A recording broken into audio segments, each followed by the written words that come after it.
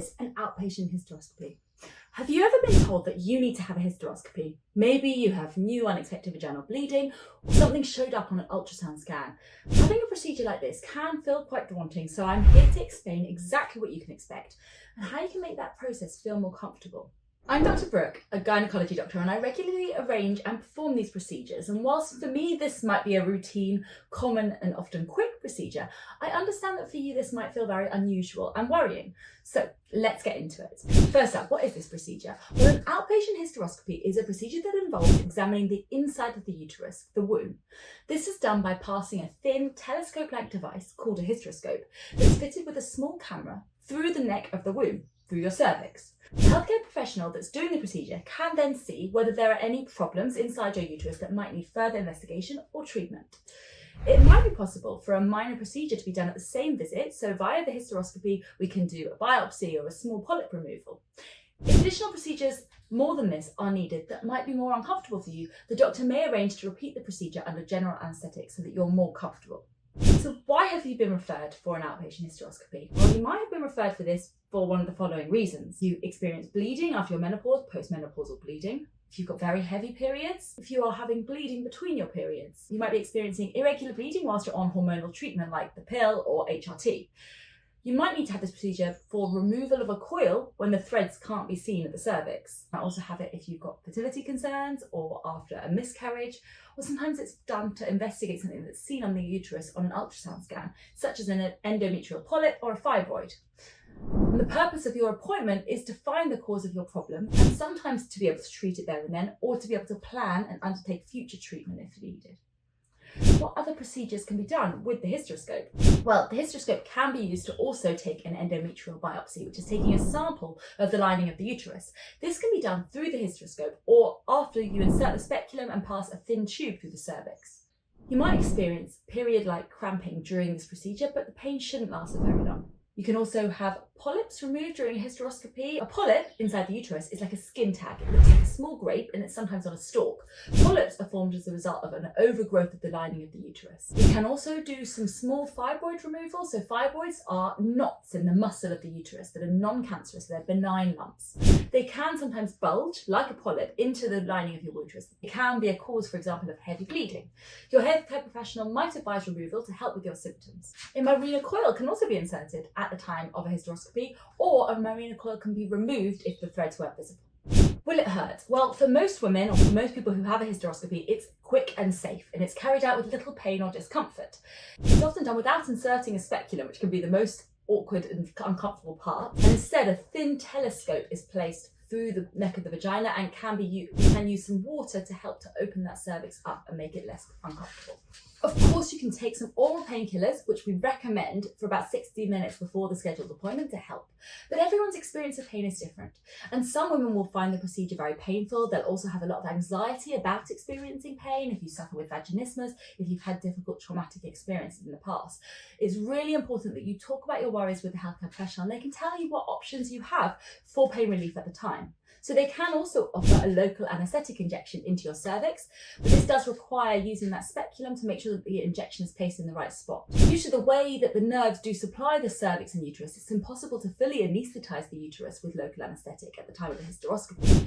So period-like pain is still to be expected. However, the process of the injection of the anaesthetic can be transient pain, similar to when you go to the dentist. That can sometimes be worse than the procedure itself. So it's important you discuss if local anaesthetic is something that you wish to have and if it's right for you. If the professional is planning to do additional procedures, they may actually recommend the local anaesthetic. Some hospitals might even offer nitrous oxide, so like gas and air that you might have when you have a baby, for example, to help with the pain. And if you do have that, we recommend that you wait a little bit longer in hospital for recovery before you, say, drive afterwards. Do you feel any anxiety about this procedure? Definitely talk about your concerns, talk about what support you might need to make it easier for you, because a lot can be put in place. What should you do before the appointment? Well, you should eat and drink normally. You don't need to fast. It's recommended that you take some pain relief, so as I said, 400 milligrams of ibuprofen or a gram of paracetamol, so whichever pain relief you usually find more useful for period pain, at least an hour before your appointment, but not too long before that it'll have worn off. Do bring a list of any medications that you normally take, and you might wish to have a friend or a family member accompanying you to the appointment. You need to use contraception. Well, the procedure must not be performed if there's any chance that you're pregnant. To avoid this possibility, you should be using contraception or avoid sex between your last period and your appointment. You will most likely be offered a urine pregnancy test on arrival at your appointment. You still have an outpatient hysteroscopy if you're bleeding. Well, it's best to keep the appointment if you are having some bleeding or if you're on the period.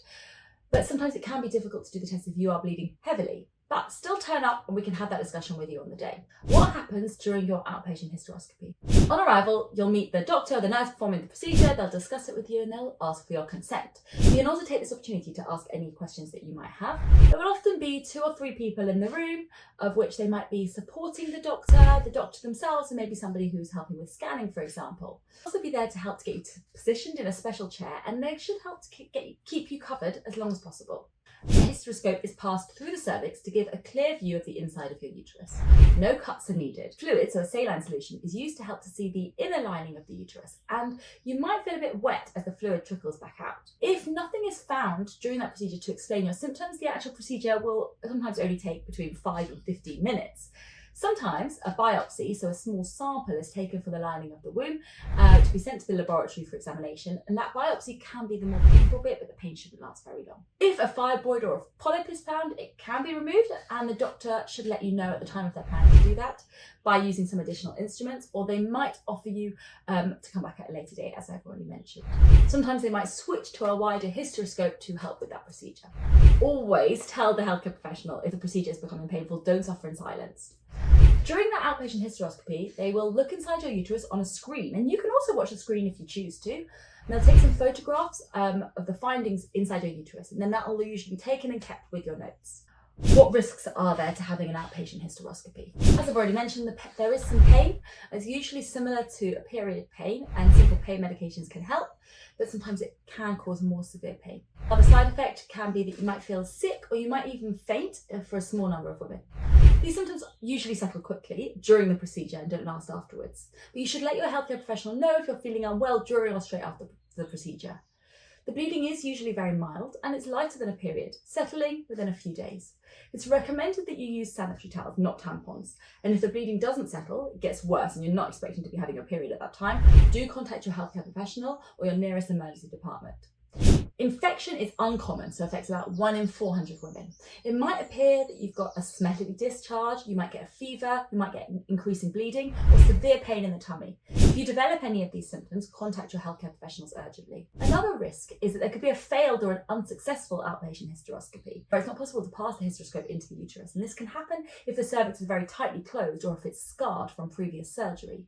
If that happens, then the doctor or the nurse will talk you through what other alternative options there are, which might involve repeating the procedure with you under general anaesthetic.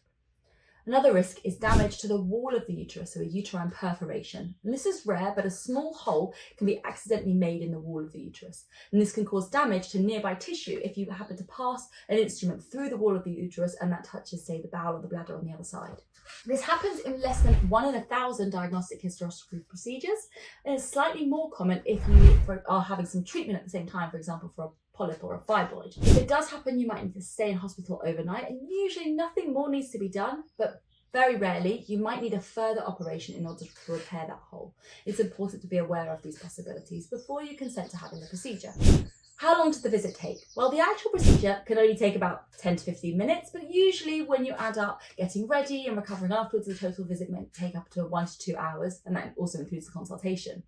If polyps or small fibroids are removed at the same time, that might take slightly longer. You should be able to rest in the outpatient clinic's recovery area for as long as you need. Usually that's about 20 minutes, but it can take longer if you're not feeling up to it. How you feel afterwards? You might get some period-like cramping for 1 to 2 days. You might also have some fresh spotting or bright red bleeding that can last up to a week. These symptoms usually settle very quickly, and most women feel able to go back to their normal activities on the same day. You can shower as normal, and you can resume normal physical activity and sex whenever you feel comfortable. If you need to, you can take some more pain relief like ibuprofen every 8 hours or paracetamol every 4 hours, or your usual period pain relief tablets. If your pain isn't being controlled after the procedure, definitely you should speak to your healthcare professional or a nearest A&E. What happens next? Well, if there are no problems found, you may not need any further follow-up appointments. You might get a letter to tell you the results of any biopsy that's been taken, or you might be called in for another appointment. It doesn't necessarily mean there's anything wrong. They might just wish to give you those results in person or to talk you through some next steps that might be suggested. So, are you having an outpatient hysteroscopy? Have you got any other concerns that I haven't discussed? Let me know in the comments below and I'll answer them.